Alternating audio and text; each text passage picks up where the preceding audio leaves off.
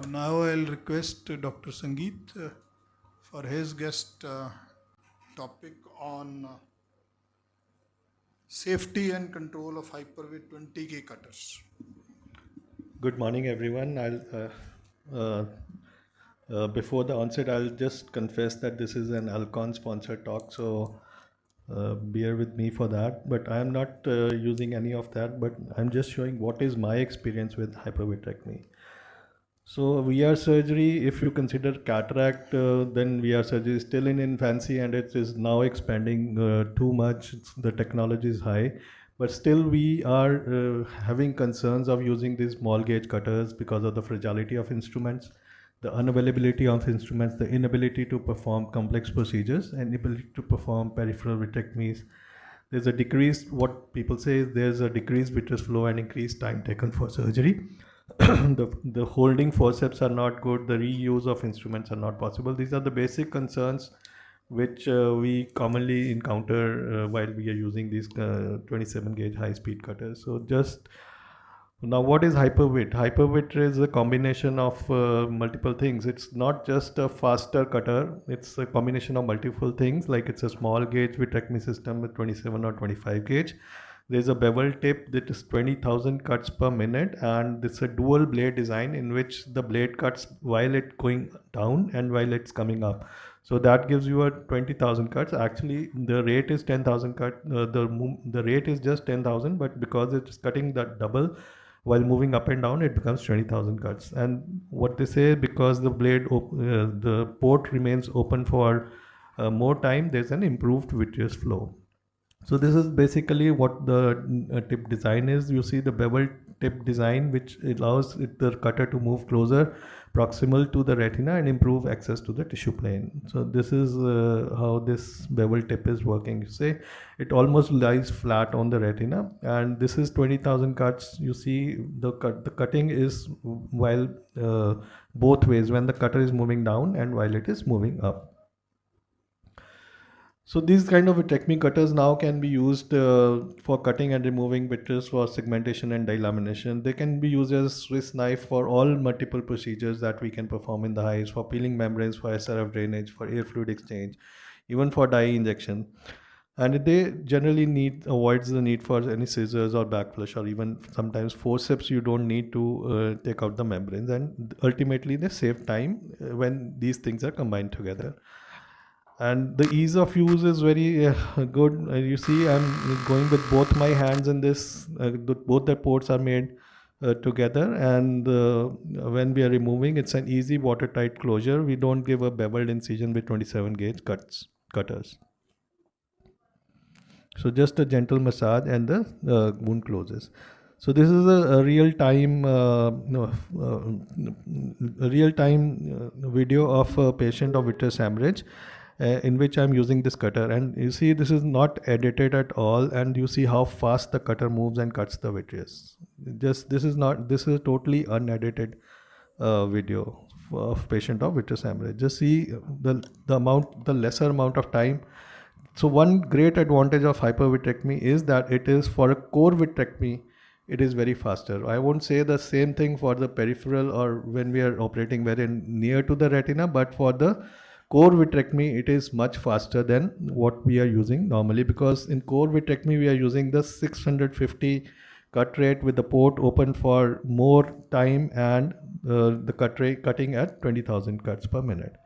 I won't say this is true for the peripheral vitrectomy also, because then at that time, the suction decreases to 400 and the cutting becomes actually slower than what we get with the normal vitrectomy cutters. So the surgical advantages of these smaller gauge and this hypervit is that there's an improved flow rate, and you can do it in retinal detachment when you are very close to the retina. You can use them.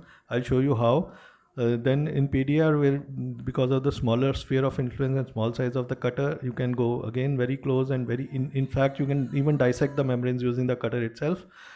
For epiretinal membranes, because the port lies very close to the tip, it's easier to grasp, peel, and dissect the membranes. And for combined procedures, because of the small ports, again, there's a decreased post-op hypotony, avoids the use of air for sclerotomy closure. So you see, this is a patient of retinal detachment. I'm now operating very close to the retina. You see, because of this bevel tip and because of this improved flow rate, I'm just working. Even I'm taking the retina head on. You can say, see, I've changed my just going instead of keeping the tip away from the retina, I'm just keeping the port towards the retina and operating. And it's quite safe doing that. The only drawback is that I have reduced my suction rate to around 200 in this eye while operating so close to the retina. That increases the surgical time a little bit, but it adds to the safety of the procedure. So this is another patient of PDR with combined retinal detachment, and both eyes she had hand movements only. And I'm going in with this smaller 27 gauge in this patient also. And you see, with the cutter itself, you are able to dissect all these membranes. You can go in very small size of the cutter helps you go in between these smaller crevices, and you can take all these. You can do the desegmentation with the cutter itself. You can do the delamination also with the cutter itself. You see, the cutter goes between the retina and the membrane, and you can just cut the membrane above the cutter. So again, because I told you, because it's a small sphere of influence, it causes it's very safer while operating very close to the retina also. You see, again, the whole of the membrane was dissected using only the cutter. In this is not a easier case. I'm showing you the difficult case and telling you that even these kind of cases can be done quite easily just using the vitrectomy cutter.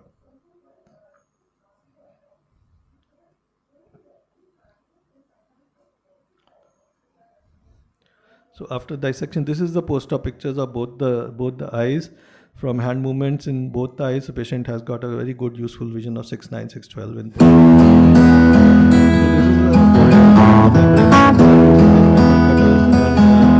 So this is a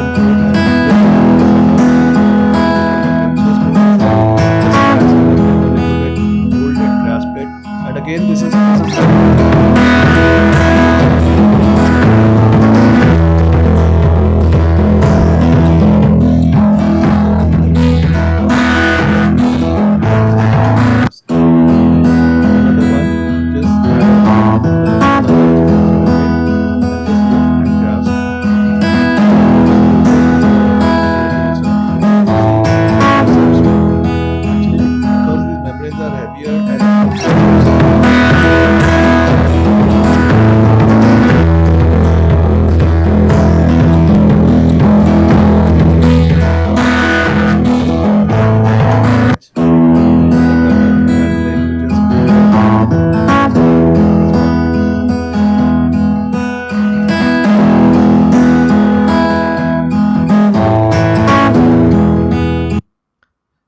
and not only the ERMs, but you see, sometimes the ILM also is very sticky. This is a diabetic retinopathy case, and I had to remove the ILM. It is very sticky and was not coming with the forceps. So in that cases also, sometimes I use this cutter to remove this membrane. You see, this membrane was very sticky, was not coming with the forceps, so was getting very difficult. But once I shifted to the cutter, how easy it becomes. You see, now I've shifted to the cutter, just lifting the membrane, grasping it, and just removing it. It becomes so easy after doing with the cutter itself.